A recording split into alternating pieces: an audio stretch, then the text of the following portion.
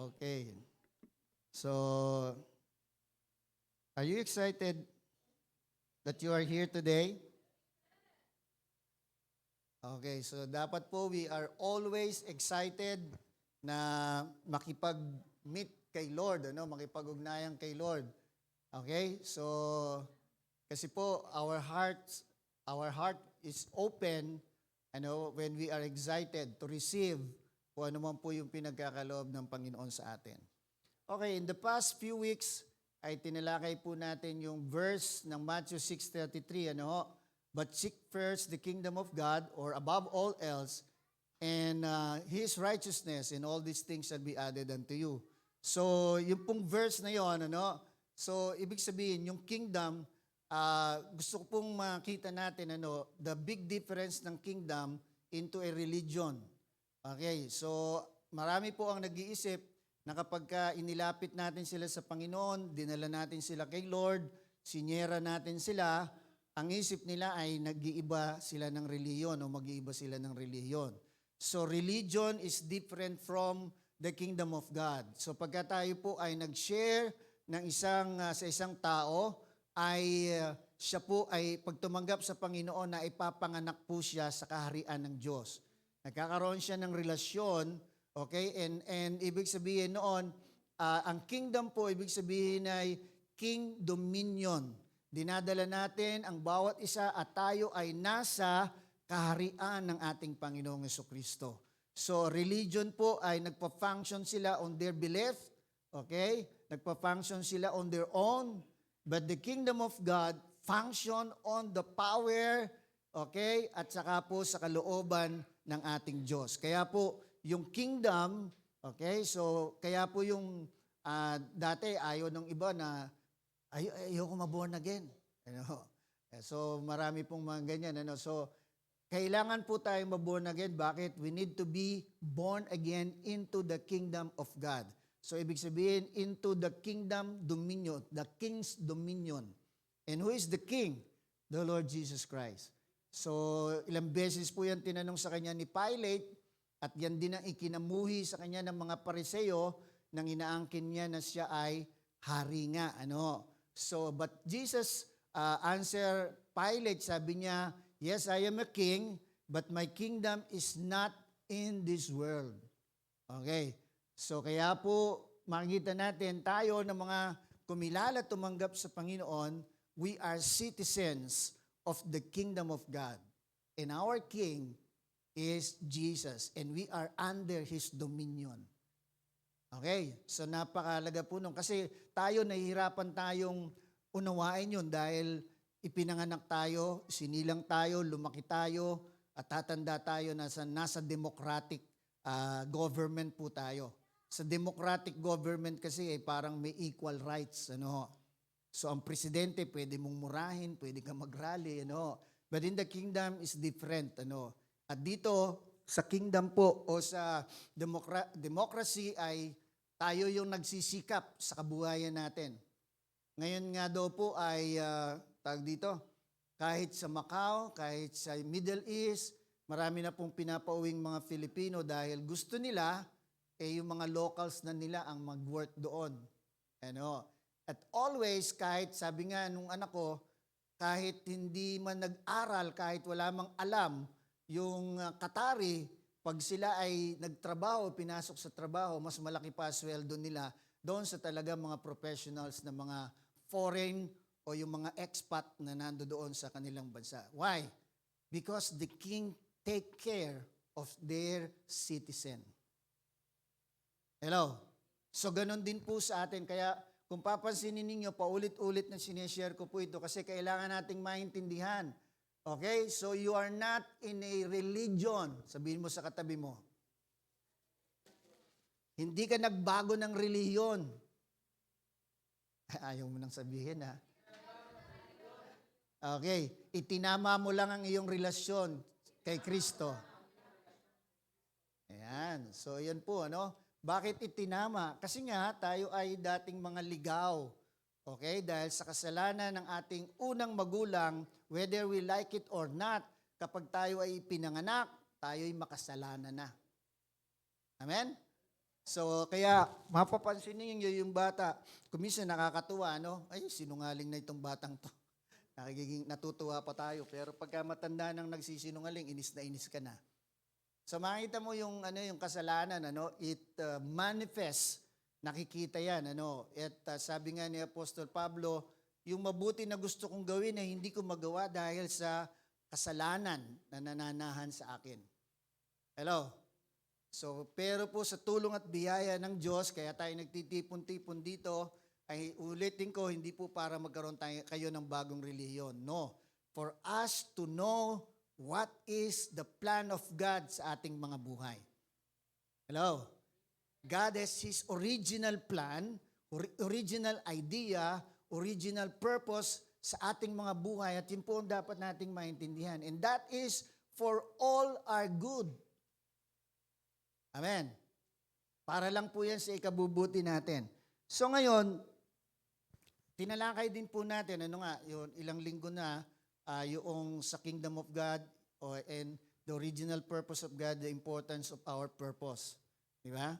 So there are many people who are doing their purpose in a wrong assignment.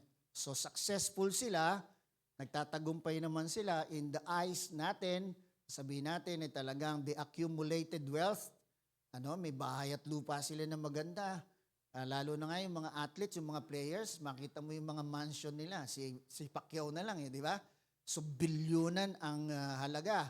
So, makita natin, sasabihin natin that they are successful, but many of them are not. Kasi nga, yun, hindi pa po nila nakilala ang Panginoon. Pero pag nakilala na nila ang Panginoon, nagkakaroon na sila ng true purpose. Okay. At tunay nga na, kaya nga sa pag-aaral natin, itinatalakay po natin itong mabuti, para maunawaan natin. Tayo man po kasi kahit tayo ay hindi na nga nag-accumulate, hindi na nga tayo naging successful sa buhay na ito, pero we are still doing the wrong assignment. Hello? Hello? So, yun ang masaklap. Di ba? Mas masaklap po yun. Bakit? Wala nang narating. Kung titingnan natin ang buhay natin, kung i-judge mo yung personal life mo, wala ka na nga narating, pero you're doing the wrong assignment pa rin. Bakit? Iniiwasan ng marami na masunod ng Panginoon sa kanilang buhay. Okay? Simple lang naman po ang dahilan. Kasi they have wrong perception on what is born in the kingdom of God. O what does it mean to be born in the kingdom of God? Amen? Amen. So the importance po niyan is you become citizens of the kingdom of God when you are born again. Amen? Kasi nga, sa nangaraan nating pag-aaral, kaya born again, kasi hindi ba, sabi ng Panginoon kay Eva at kay Adan, pag kinain ninyo ang bunga ng pagkakilala ng mabuti at masama, walang salang kayo ay mamamatay. They did not die physically right away, but they died in their relationship, connection sa Panginoon. Kaya nga pinalayas sila doon sa Garden of Eden. Garden of Eden is is a symbol or picture ng kingdom of God extended from heaven to earth. Okay, kaya nung pinalayas na sila sa Garden of Eden, even yung Garden of Eden nawala na. At yan po yung nire-restore ng Panginoon. Yan na nire-restore, hindi nire-restore. Nire-restore na ng Panginoon. Kaya lang, hindi pa natin ito nakikita. Pero, ito ay totoo at spiritually speaking, positionally speaking, tagaroon tayo. Malinaw yan sa Bible, di ba? Lagi ko po yung mini-mention in Colossians 13, God rescued us from the kingdom of darkness. Where is the kingdom of darkness? Here on earth. Bakit naging kingdom of darkness ito? Kasi nga, nakuha ni Satan kay Eva at kay Adan ang dominion ng earth. And he becomes the God of this world. Okay? Who blinded the mind of the people. So kaya po, nang mangyari yon, so we become citizen. Whether we like it or not, we become citizens of the kingdom of darkness. So ngayon, but when God rescued us through Jesus Christ, He transferred us to the kingdom of His Son. So kaya ngayon, physically narito kayo, but spiritually, ando doon na tayo sa kingdom ng ating Panginoon. Are you getting this? Okay, so kaya po sa pagpapatuloy natin, alam niyo po, in understanding and doing our vision and purpose, alam niyo po, pagka naunawaan natin ang ating purpose, it will happen, this verse will happen, at pwede pong hindi na magtagal. Hello? Okay, so basahin po natin. I would like to start from, hindi nakalimutan ko sabihin, nakuha na, na-download niyo? Okay. Sa Matthew 24 verse 14, ang sabi po diyan, and the good news about the kingdom will be preached throughout the whole world so that all nations will hear it and the end will come. So makita po natin, in this verse, masasabi po dito, not all people will be saved. But all people will hear, the good news about the kingdom. Kasi talagang merong magiging matigas ang kanilang mga puso. At sabihin mo sa katabi mo, salamat na ikaw ay kumilala kay Jesus. Okay. So meron po talagang matitigas ang puso, na talagang hanggang doon sa kamatayan, ayaw kumilala sa Panginoon. So, part ng ating purpose is this. Okay? Kaya po, sa next slide, ang sabi dyan, our mission now is to populate the kingdom of God and empty the kingdom of darkness. Ito nga sanang magawa natin. Kasi di ba binalikan po natin ang original purpose ng tao, 5 yon, di ba? Hello? Naalala nyo pa? Ano yung number 1? Be fruitful. Number 2 is multiply. Number 3 is replenish the earth. Number 4 is subdue it. Okay? And number 5 is have dominion. So makita natin, noon replenish. Ngayon po, world conquest. Kaya itong Matthew 24 verse 14 ito, pinapakita sa atin yung tinatawag na world conquest. Our vision, our purpose is to be part of sharing the good news so that we can fulfill yung original plan of God, original purpose of God to replenish the earth. Or what? To share the good news to all people. Hello? Kaya po, dito makita natin, sasabihin natin, alam nyo, hindi lahat po tayo makakapunta sa kung saan-saang lugar o saan-saang bansa. Pero alam nyo, the fact na ma-share natin ang good news sa mga kakilala natin is very important.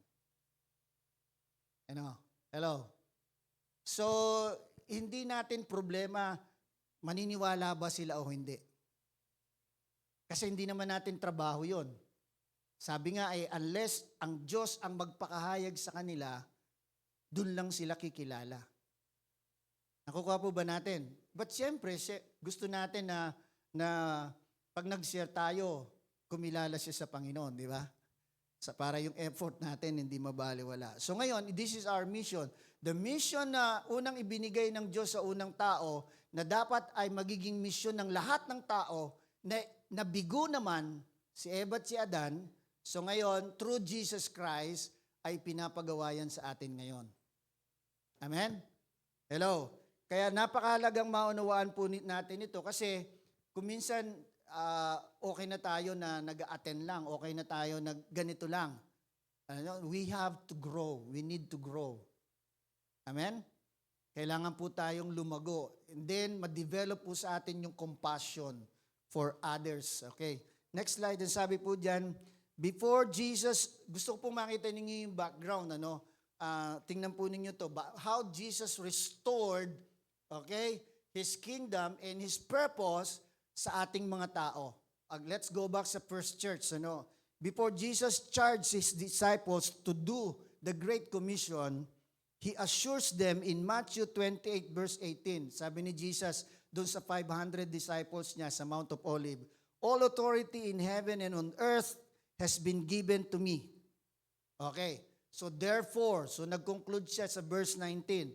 So ibig sabihin dito, ipinakita niya na lahat ng kapangyarihan in heaven and on earth.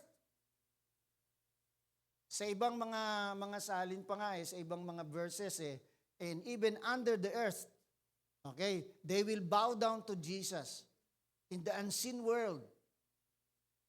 Okay? The Bible is teaching that there is unseen world. Ang unseen world na yan yung kingdom of darkness and kingdom of the Lord Jesus Christ are both, sabihin natin, unseen world yan. Pero nagmamanifest lang. Hello? So yung kingdom of darkness nagmamanifest. At yung kingdom of light or kingdom ni Jesus Christ nagmamanifest din. Okay, paano nagmanifest? Ito tayo ngayon, mga kumilala sa Panginoon. Narito kayo ngayon, nakikinig ng salita ng Diyos. Amen? Kaya ang conclusion ni Jesus, before inutusan niya sila na gawin yung Great Commission, sabi niya, therefore, sabi niya, I have given you all authority in heaven and on earth has been given to me. So, ibig sabihin, kahit yung kapangyarihan na nakuha ni Satan, kay Eva at kay Adan, nakuha na niya uli. Okay, kaya nga si Satan, lagi nating sinasabi, defeated by the blood of Jesus is already defeated more than 2,000 years ago. Pero, yun nga, dahil hindi natin masyadong, kumbaga nasanay tayo sa buhay sa kingdom of darkness, hindi natin makita yung ginawa ng Diyos sa atin. Hello? Are you following me? Okay, so ngayon, therefore sabi niya, Matthew 8:28, 19-20, bago po natin puntahan yon. Let's go to next slide. Sabi diyan, before they can do that, they need power. Okay? So bago po nila magawa yung Great Commission, inassure sila ni Jesus na all authority na binigay na sa kanya in heaven and on earth. And then, sinabi din niya na bago nila magawa yung Great Commission, they have to wait. So pag binasa natin ang Bible in the book of Acts, pinag-antay sila for 10 days actually. At that time, yung 500 naging 120 na lang. So tingnan po ninyo, talagang meron talagang mga kahit na nakita na nila si Jesus, nakita nilang umakyat sa langit, pero tumalikod pa rin, Hello? Ako, iniisip ko ito, sabi ko nga, nakita na nila si Jesus umakyat sa langit. Hindi naman siya si Goku. Hello? At lumitaw pa yung mga anghel. Sabi niya kung paano siya nakitang umakyat, ganon din niya makikita siyang bumaba. Hello? So tingnan natin how powerful din the kingdom of darkness working. Okay? Doon sa talagang hindi nagsasubmit sa Panginoon. And then, sabi ng Panginoon sa chapter 1, verse 8 ng Acts, sabi diyan, but you will receive power when the Holy Spirit comes on you, and you will be my witnesses in Jerusalem and in all Judea and Samaria and to the ends of the earth. So, tulad nila, we need also the Holy Spirit. The reason why many of us cannot share the good news is because we are not empowered by the Holy Spirit. Yes, the Holy Spirit is living in us. When we receive Jesus, the Holy Spirit is in us. Pero ang problem, madalas hindi tayo na-empower. Ano ba ibig sabihin ng na-empower? So, walang power ang Holy Spirit sa atin. Hello? Hello? Kaya nga dito po makikita natin, so kaya pinag-antay sila for 10 days. So from the resurrection of Jesus to His ascension, 40 days po yun. Kaya nga yung ibang grupo ng mga paniniwala, nagpo 40 days. Dahil daw yung kaluluwa ng kanilang kamag-anak, narito pa for 40 days. Mali po yun. Si Jesus lang yun. At buhay si Jesus, hindi patay. Are you there? And then from His ascension, after 10 days, yung tinatawag na Pentecost, kaya nga Pentecost 50, bumaba ang Holy Spirit and they were filled. with power. Kaya nga, kung titingnan po natin, ang isang magandang makita natin, bakit kinailangan silang mapuspos ng banal na Espiritu? Kasi, next slide, that's how God restored to the man the ability to function like Him.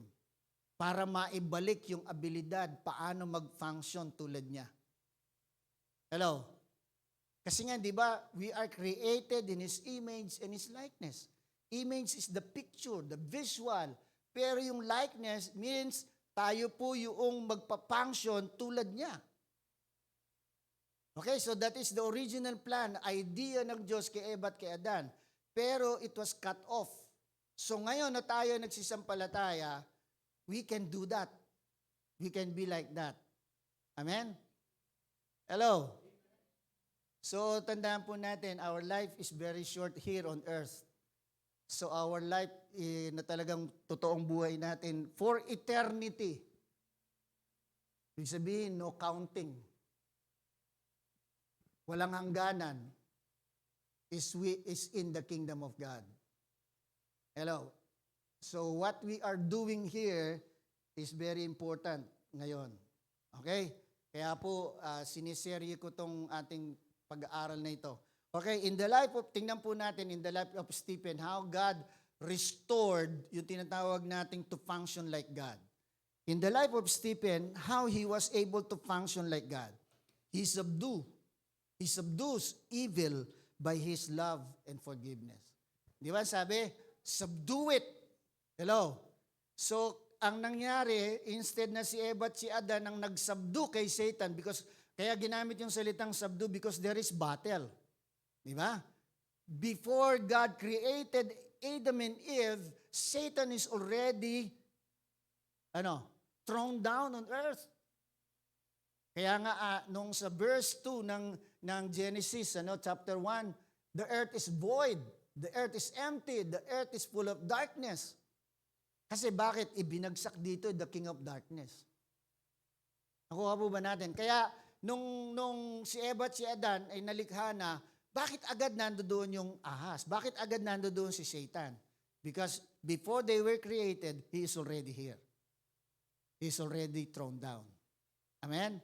Kaya nga ang bilin ng Panginoon doon sa Genesis 1:28, subdue it.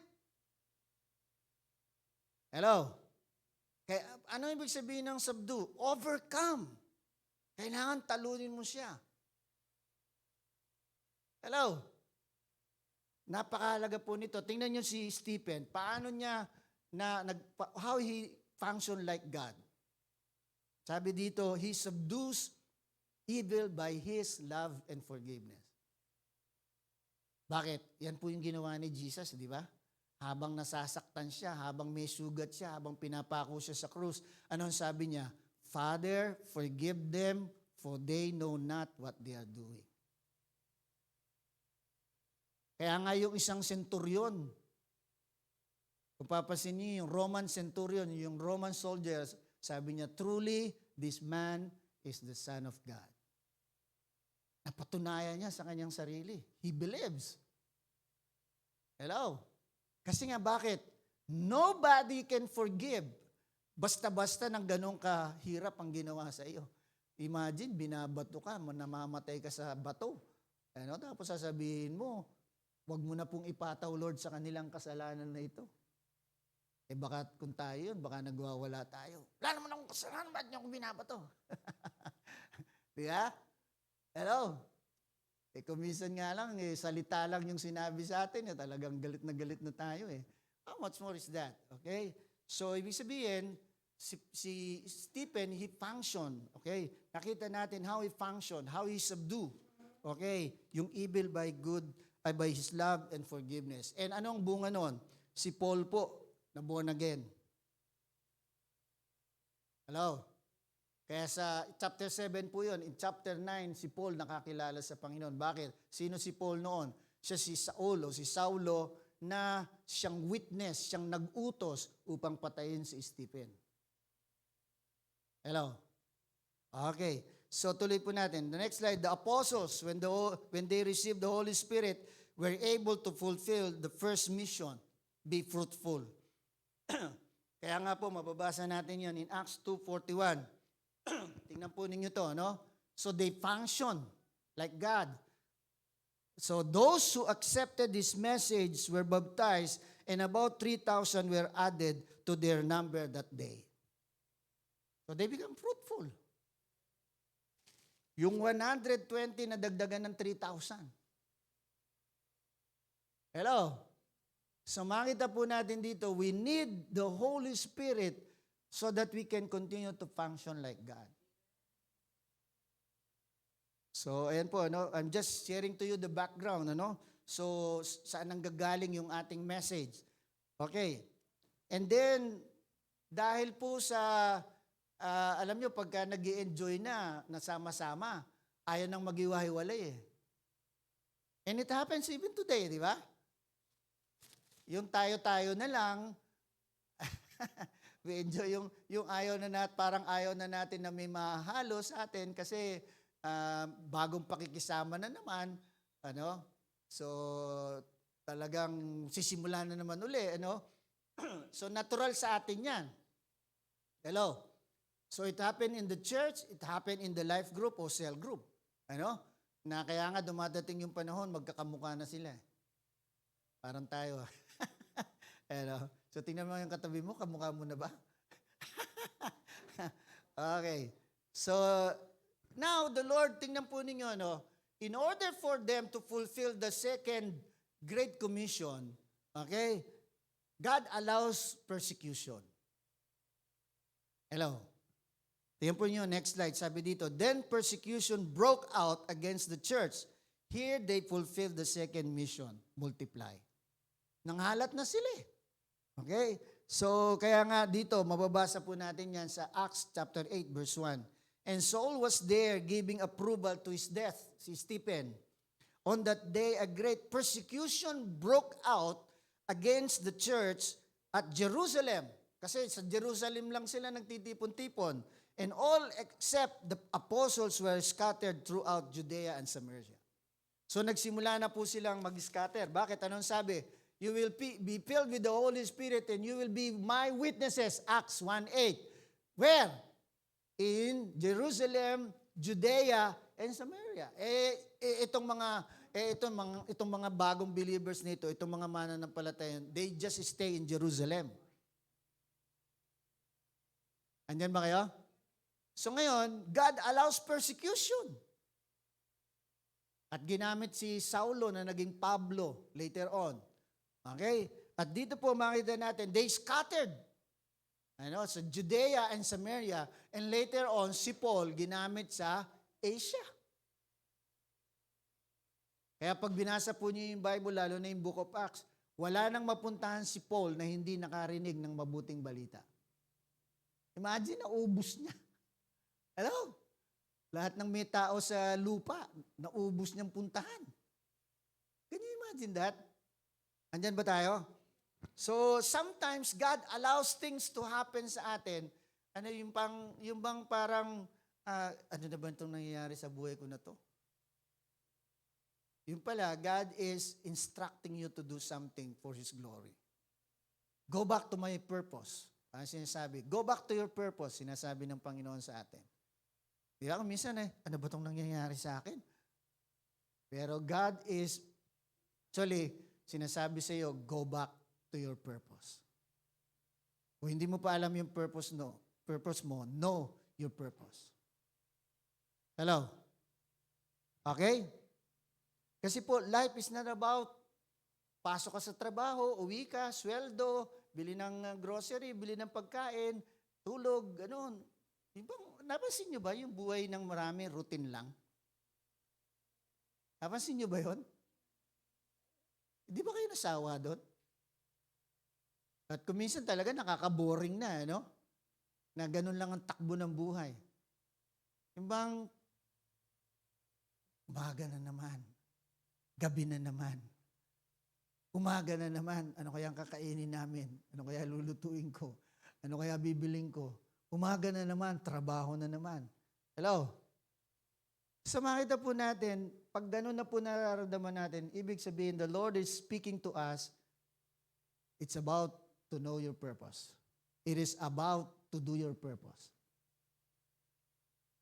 Kasi po, pag ginagawa natin yung purpose natin despite na tayo nagtatrabaho, hindi naman kailangan tumigil ka sa trabaho, hindi naman kailangan buhos mo lahat ng oras mo doon. Hello?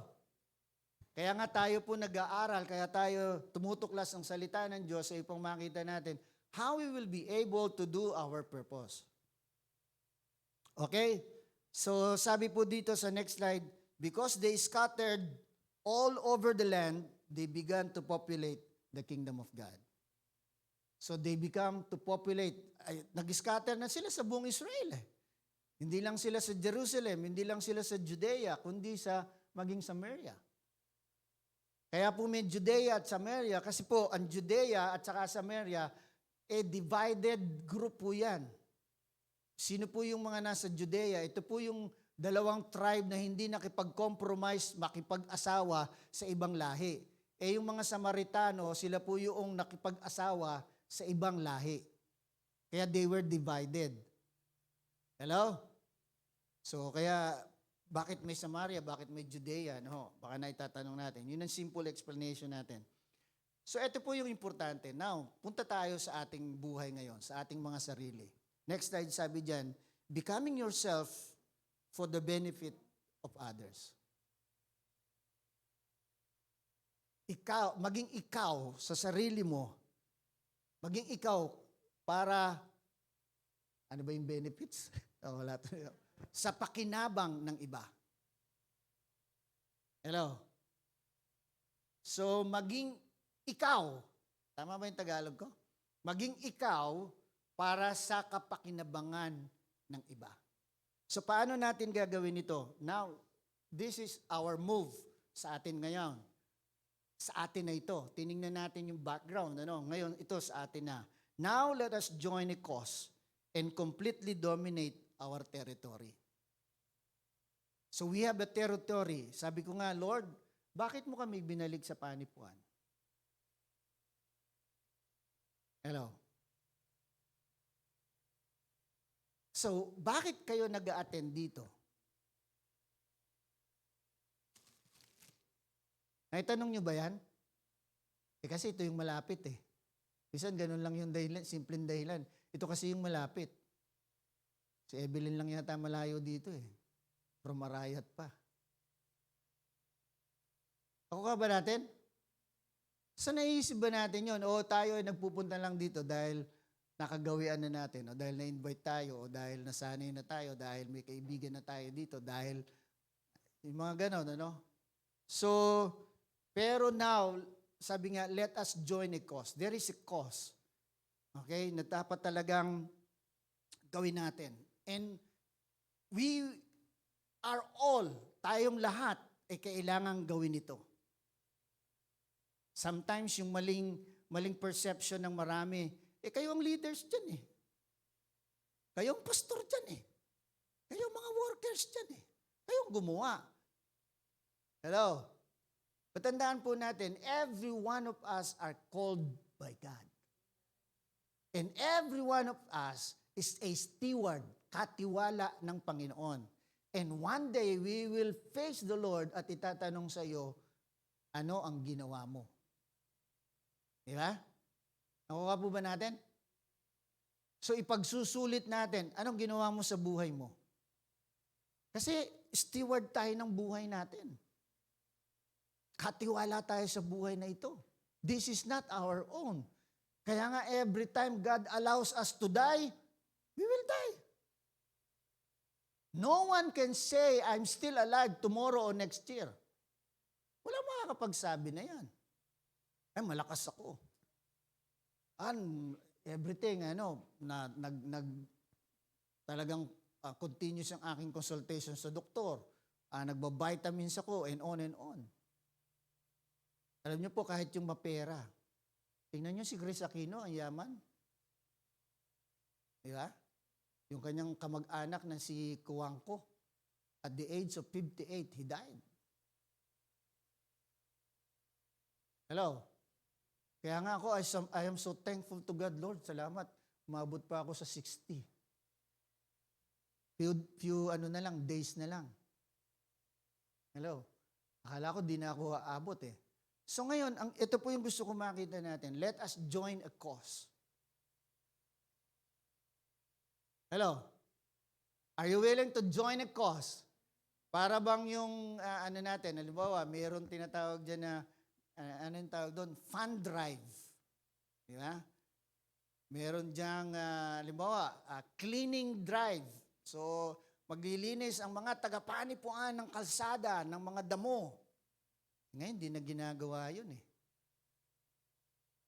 Doon sa amin, na talagang pagka sinabing yung ano, talagang pagandahin yung baryo. Kita mo talaga yung mga labas ng, ano talaga, yung sa tabi ng kalsada. Mga nakaayos yun, nakabakod, nakapintura, may mga tanim. Ganda nga naman tingnan. Ano? So, kaya dito, ito yung ating, ano, ito yung dapat nating pakiisahan o samahan na gawain. Ano po ba yon? Dalawa lang po yung gusto ko ibigay sa atin. Number 1 is, or letter A, join a cause by sharing the good news. Sabi ko nga po kanina, it doesn't matter nakikinig ba yan o hindi, naniniwala ba yan o hindi. Tandaan po natin, sabi ng Hebrew chapter 4 verse 12, the Word of God is alive and active. Hello? Eh ano ba yung sinishare mo? The Word of God. Alam niyo, pag senior natin, wag naman yung ano, alam mo ba na mahal ka ng Diyos? O kaya naman, sabihin mo, alam mo ba may plano ang Diyos sa iyo? Napakagandang plano pala ng Diyos sa atin. Okay. So ano ang kasunod doon? Kaya lang may problema. Kaya hindi natin maranasan ng planong maganda ng Diyos. Ano yon? Yung ating kasalanan. So napipigilan na mangyari yung plano ng Diyos kasi nga tayo ay ligaw. Wala tayo sa landas ng Diyos. Okay? So, pero ang Diyos gumawa siya ng paraan. Ako ka ba natin? Gumawa ng paraan ng Diyos. Sino? Binigay niya ang kanyang bugtong na anak para mamatay, para sa ating mga kasalanan. Kinuha niya yung kasalanan natin na sana dapat tayo ang magdusa, pero siya ang nagdusa. Yun yung paraan ng Diyos. Ngayon, gusto mo ba talagang mangyari yung plano ng Diyos sa iyo? So pagka sinabi niyang, oo, wala nang palagay ko pagka gano'n ng ano, walang tatanggi eh, no? Eh, kailangan mong yung pagtanggap kay Jesus. Okay. So mapansin ninyo, 4P yun. Plano, problema, paraan, at pagtanggap. So pagka pagtanggap, alam nyo, hindi kailangan magaling kang mag-pray. Importante doon, i-lead mo siya na sabihin mo, Lord, nagsisisi po ako sa aking mga kasalanan. Patawarin mo po kami. Pasunurin mo yung tao. Okay? Tinatanggap kita sa aking buhay. Linisin mo ako ng iyong banal na dugo. Sa pangalan ni Jesus. Amen. Alam nyo, kahit ganun lang kasimpleng prayer, hindi kailangan maraming magandang salita. So that's how we are sharing the good news. Amen po ba? Amen po ba? So ngayon, hindi natin ito magawa kasi hindi natin napapractice. Hello? Andiyan pa po ba tayo? Okay, so dito po hindi ko kayo pinipilit na gawin ito, but gusto ko pong makita ninyo, this is the purpose of God so that we can conquer the world, so that we can replenish the world. Okay? And populate the kingdom of God at i-empty natin the kingdom of darkness. Every day, thousands of people are dying. At ito po ang isa pang nakakapangamba kasi it is already written in the Bible. What is happening in Ukraine and Russia? Kita ninyo, affected na tayo. Ang layo natin, but we are affected. Halos ang diesel at ano ngayon, pantay na. Konting-konti lang ang diferensya. Nung isang beses nga, lumagpas pa ang diesel sa presyo ng gasolina. Pero ngayon, piso na lang ata ang difference ng kamahalan ng gas. Andyan ba kayo? Nagulat nga ako nung isang araw kasi nung Tuesday, nakita ko sa Shell, nakita ko sa Caltex, 74 plus na naman yung diesel. May bigla ako. Kasi nung lumabas ako minsan, 64 lang. Sabi ko, nung lumabas ako nung Tuesday, sabi ko, ba't 74 na? Hindi kasi ako nakakapanood ng balita Nagulat ako. Buti na lang, merong isang gasoline station, yung Inok, na hindi nagtaas. 65.95 lang. So, nag-full tank na ako doon. Andyan ba kayo? So, makita po natin, we are affected. And hindi gumigive up si Putin. Yung inaakala niya na 2 days and few days lang niya ma-overcome ang Ukraine, na mali siya. Ngayon, ilan na? 36 days na ba? 3 weeks or more na, yata. Hindi ko alam. Pero ibig sabihin, ganyang nagtagal. And now, kinakatakutan po ng mga neighboring countries ng Ukraine na member ng NATO na sila rin ay salakayin ng Russia. And if it happens, may sabi-sabi, hindi po marites yun may pasintaha na ang China din. Naggigirian na rin yan. So yung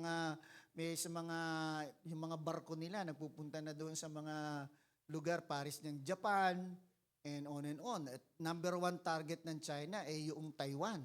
And we are so close to Taiwan. So bakit ko po ito binabanggit? Hindi po ako nananakot. Ibig sabihin, what is happening in the world, we are affected.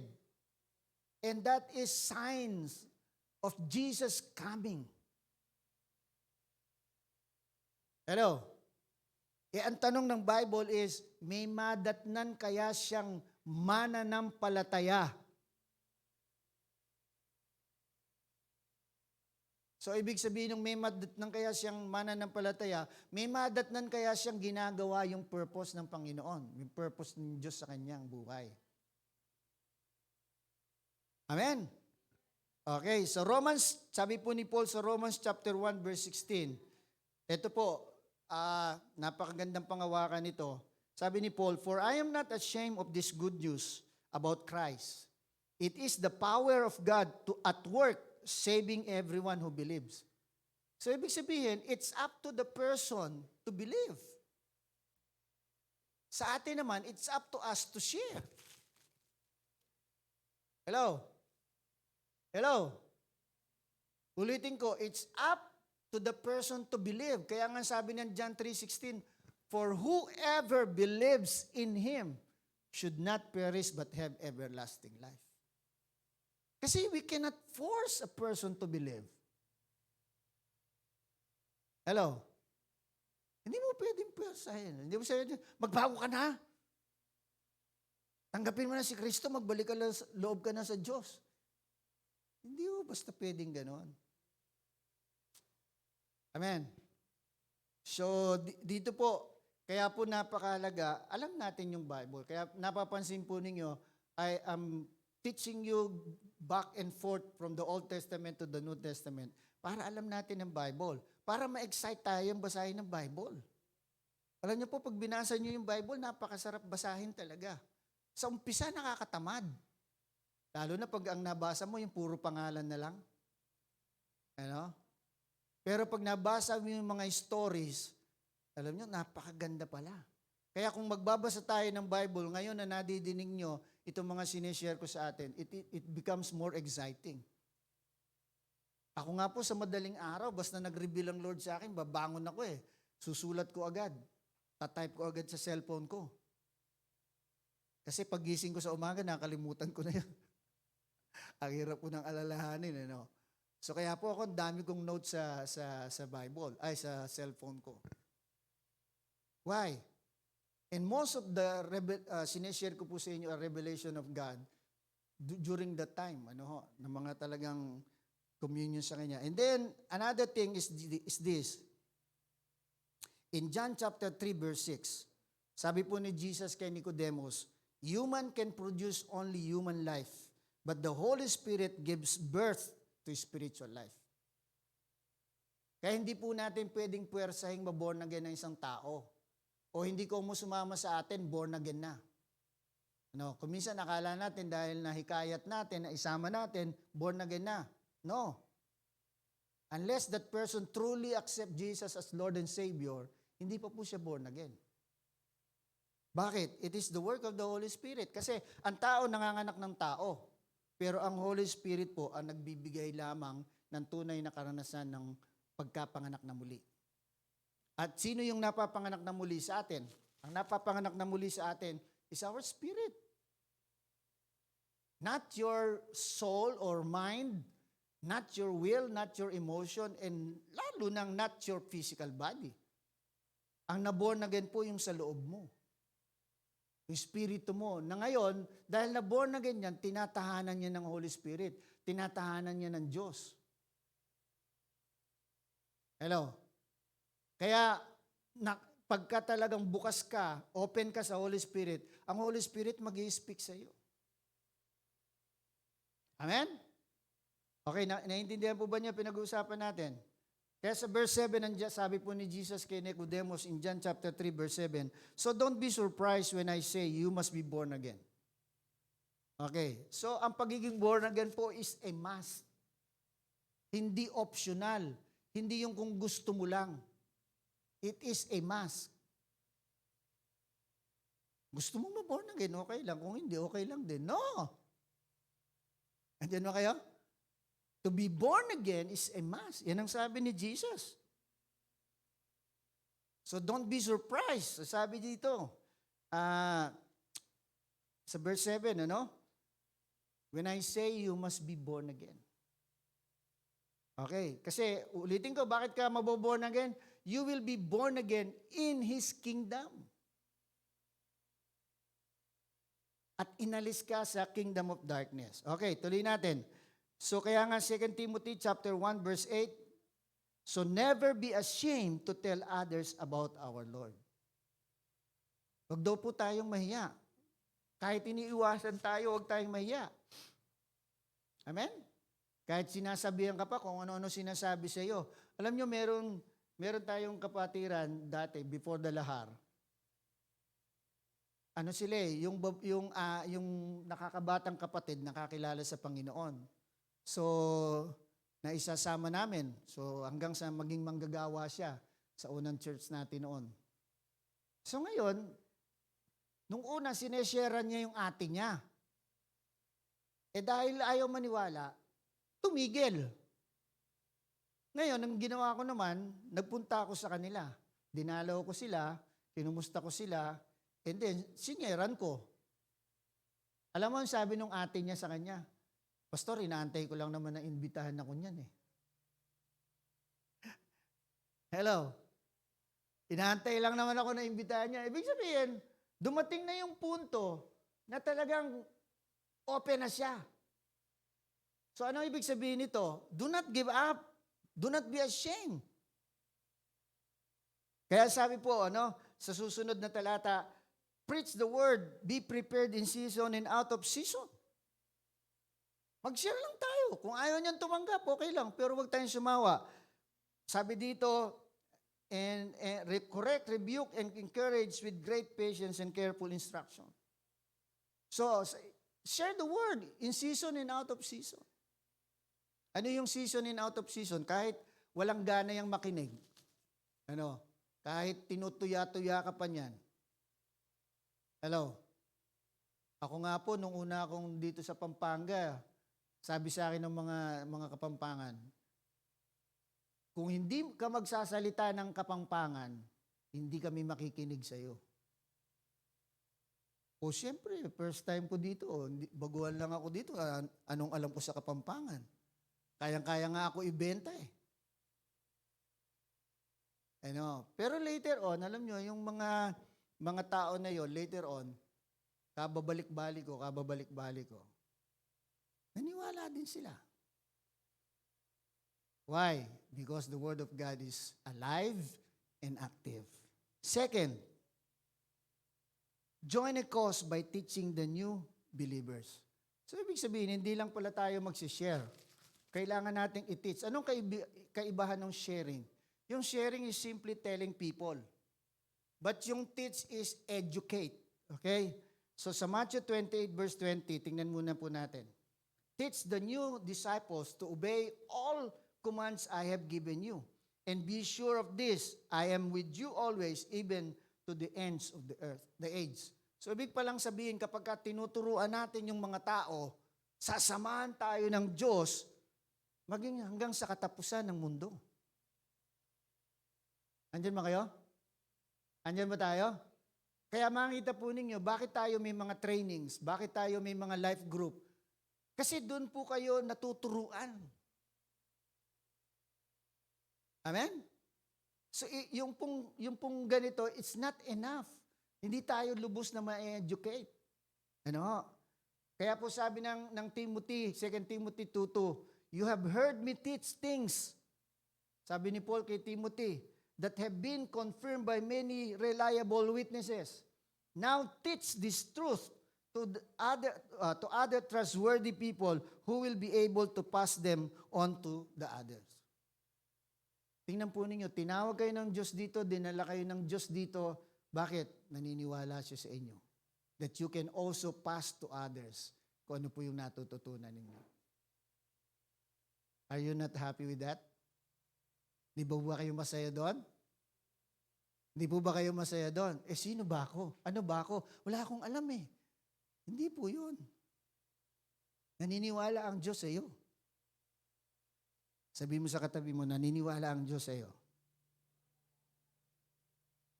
Kaya po dito, ibig sabihin, yung teach, educate. Kaya dito po, nag-aaral tayo at hindi natatapos ang pag-aaral. Di ba? Alam niyo po, pag hindi na tayo nag-aral, may stuck na tayo. Lahat pinag-aaralan eh. Di ba? Hello? Ako nga po, 30 years na akong pastor. Hanggang ngayon, nag-aaral pa rin po ako ng Biblia. Hindi ko pa rin natatapos pag-aralan ng Biblia. Andiyan po ba tayo?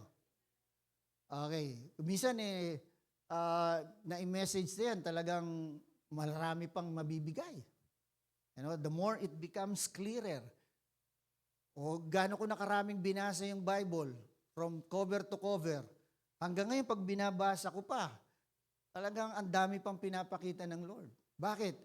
It depends on your understanding. Nasaan yung level ng growth mo. The more you grow, the more na lumalalim yung understanding. Kaya nga, merong kasabihan, the more you know, the more you don't know. Para bang, hindi ko alam to Nabasa ko na to pero hindi ko naintindihan ng ganito. Ngayon ko lang nakita naintindihan ng ganito. Hello? Kaya po alam nyo, ulitin ko at maging klaro to sa puso't isip ninyo. When we are encouraging you to read the Bible, we are not forcing you. Pag sinasabihan namin kayo, basahin niyo ang Bible nyo, hindi namin kayo pinupuwersa. That's for your good. Bakit? Ang Biblia po, yan ang ginamit ng Diyos para makapangusap sa atin.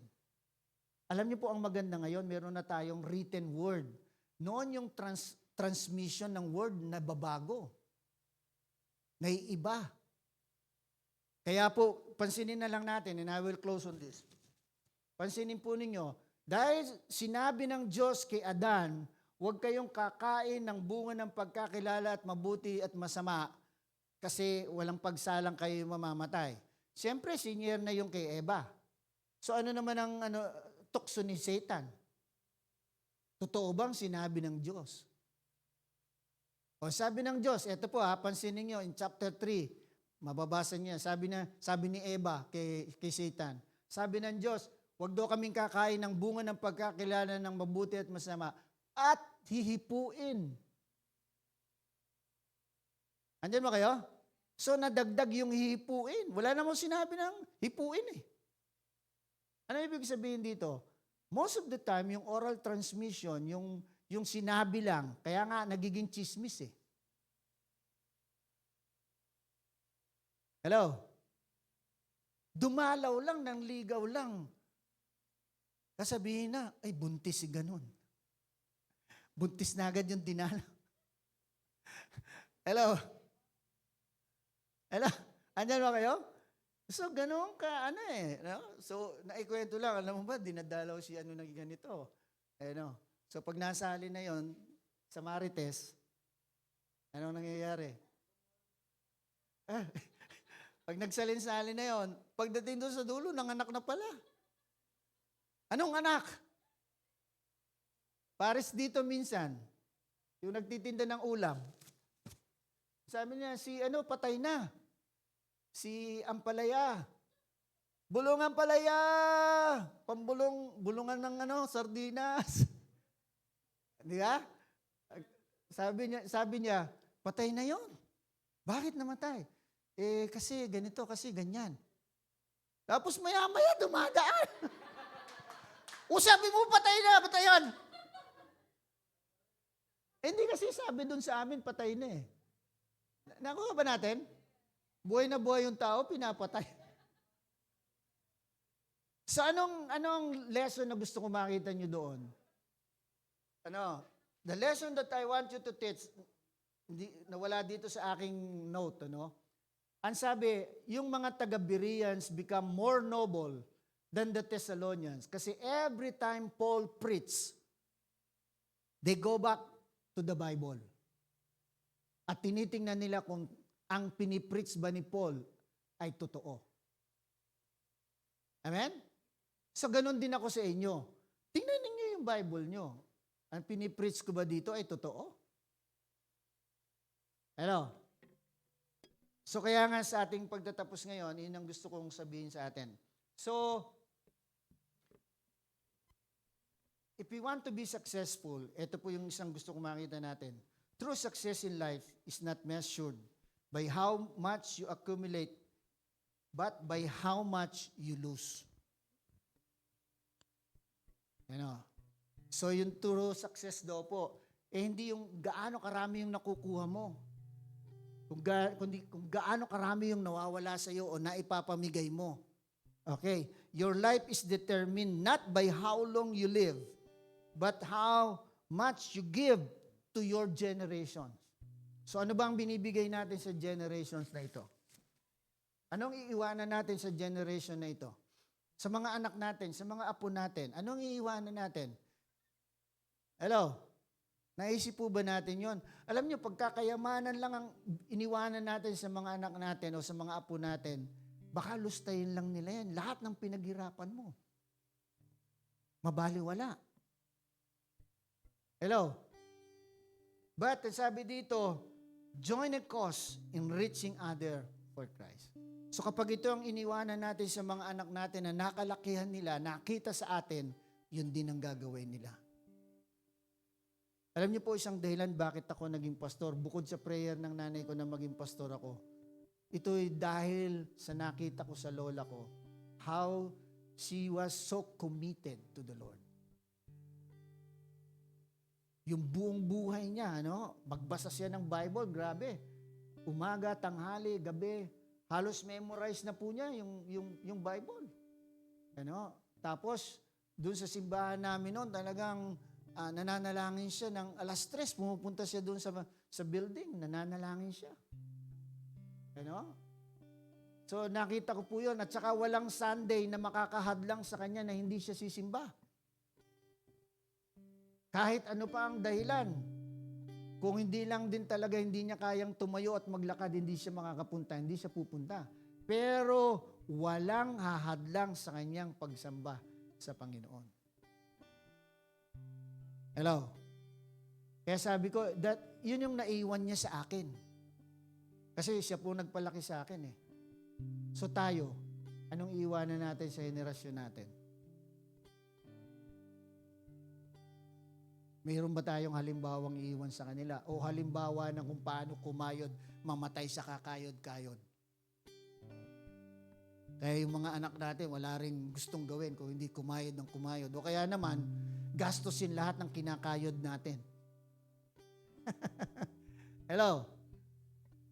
So, kaya lalo na ngayon, maraming kabataan ngayon, bulagsak. Walang alam kung hindi pera, gumastos.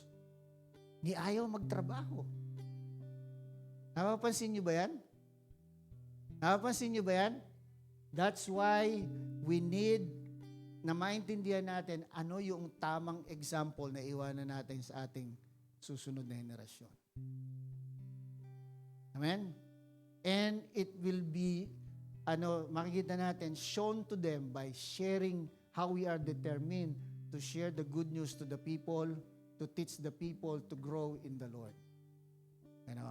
So makita nila sa buhay natin how important ang Panginoon sa ating buhay at how important ang buhay ng mga tao.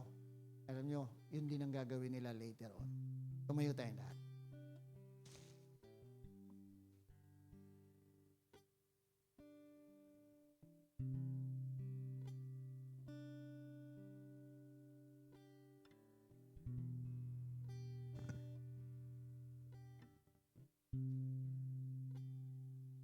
I have one simple request to each and everyone.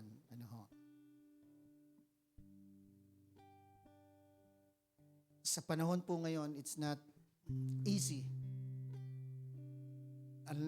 Lalo na po, ako on my age, and the age of the generation today, ang laki ho ng diferensya, no? When we compare ang kanilang pag-uugali sa atin, ang laki ng difference. Nakakatakot, nakakagulat. Kaya sabi ko nga, ang hirap ng role natin po ngayon. But the good news is, with Jesus, we can do, and makita po natin, meron tayong good example na pwedeng iwanan sa mga next generation. Hello?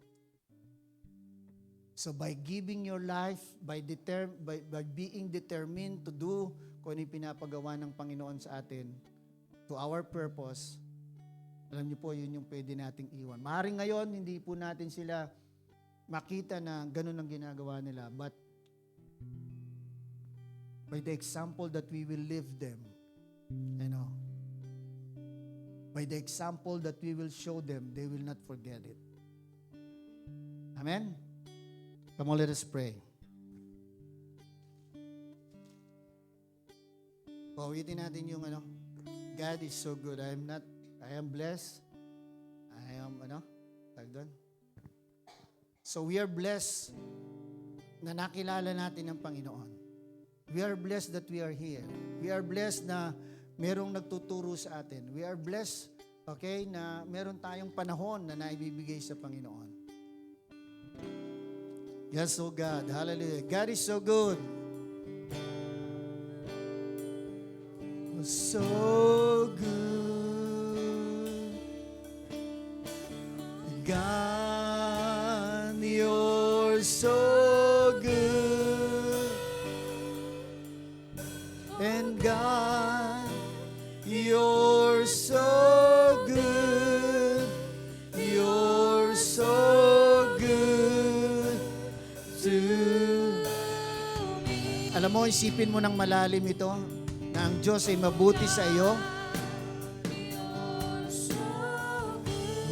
Mararamdaman mo yung pagmamahal ng Panginoon. Mararamdaman mo yung kanyang yakap.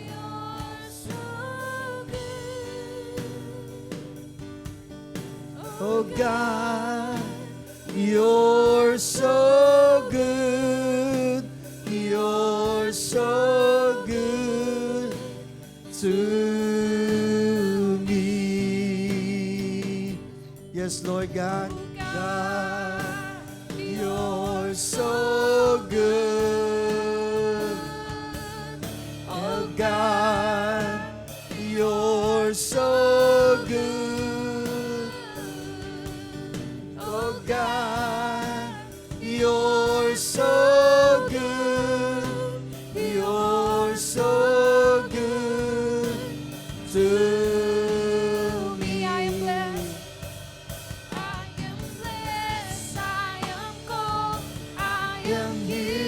I am whole, I am saved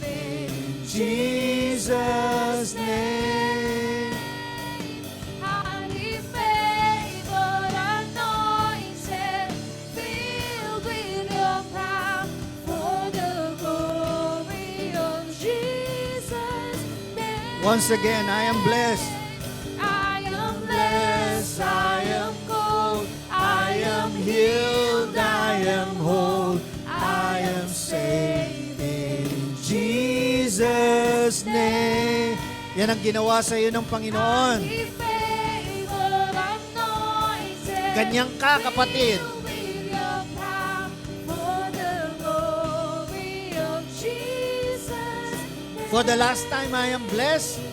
I am Ganyan ang ginawa sa iyo ni blessed, Jesus. I am gold, I Binuo am ka niya. healed, I Pinagaling ka niya. I am Ginawa ka niyang ganap. saved. Iniligtas ka niya sa pangalan ni Jesus. Highly favored, Yan. anointed, filled with your power, for the glory of Jesus' name. Yes, Lord God, we thank you, God. Pinagpala mo kami. At tunay, Panginoon, na ginawa mo ang lahat ng pinakamabuti para sa bawat isa sa amin. Lord, sa pagkakataong ito na binigay mo po, at aming inuunawa ngayon ang iyo pong plano para sa bawat isa sa amin. Mga planong nabigo noon ng aming unang magulang, subalit sa pamamagitan mo, Panginoong Jesucristo, ay naipanumbalik sa amin na ngayon, Panginoon, ay ginagawa mo pong available na aming magawa, Panginoon, the mission and the purpose, Panginoon, that we have habang kami nabubuhay sa mundong ito. Tulad ng aming unang magulang, Lord God, tulungan niyo po kami to conquer the world, to replenish it with people, Lord God, and Lord God, empty the kingdom of darkness and populate your kingdom, O God, by sharing the good news, by telling the people your goodness, your love, Panginoon. At wag po kaming matakot at wag kaming mahiya at wag din po kaming mag-alinlangan, Panginoon. If people will reject us, if people will not believe us, if people will laugh at us, Panginoon, sapagkat ang iyong salita ay buhay. Naniniwala kami when your word has been sown, Panginoon, pag ito'y naitanim, hindi ito babalik ng walang bunga sa iyo, but your word, Panginoon, will come back, Panginoon, to you na mayroong pong bunga, pikpik, siksik, liglig at umaapaw pa, Panginoon. Kaya nga, Lord, tulungan niyo rin po kami to teach these new believers na magkaroon kami ng malasakit na makita na sila'y nagsisilago, Panginoon. Kung wala pa kaming kakayanang magturo, Panginoon, help us, Lord God, to guide them to those who are able to teach them, O Lord God. Kaya nga po, Panginoon, salamat po. Makita namin na ang lugar na ito ay lugar ng pagsasanay ng isang pamilya, Panginoon, sa kapurihan ng iyong pangalan, Panginoon. Na sa dakong ito, Panginoon, ay tunay na uhuhubog ka ng mga anak mo, Panginoon, na tutulong sa susunod na henerasyon na magawa ang iyong banal na kalooban. Lord, nakikita po namin paanong ang kaaway ay gumagawa sa henerasyon na ito ng mga kabataan. Paanong siya ay naglalayo sa kanilang mga puso sa iyo, Panginoon. But Lord, ang aming pag-asa ay buhay. Panginoon, na kung kami ay makikijoin to a cause of sharing the good news and teaching this new disciple to grow, Panginoon, naniniwala kami, we will leave a legacy. Lord, it is about what we lose. It is about what we give to this generation ang importante, Panginoon. Kaya nga, O Diyos, sa pagkakataon pong ito, Lord, dalangin ko through your Holy Spirit and through the words that they have heard, Panginoon, maging buhay po ito sa kanilang mga puso at higit sa lahat, tulungan nyo kaming sama-samang maisakatuparan ito. Sa pangalan ni Jesus, ito po ang aming dalangin. Amen. Amen.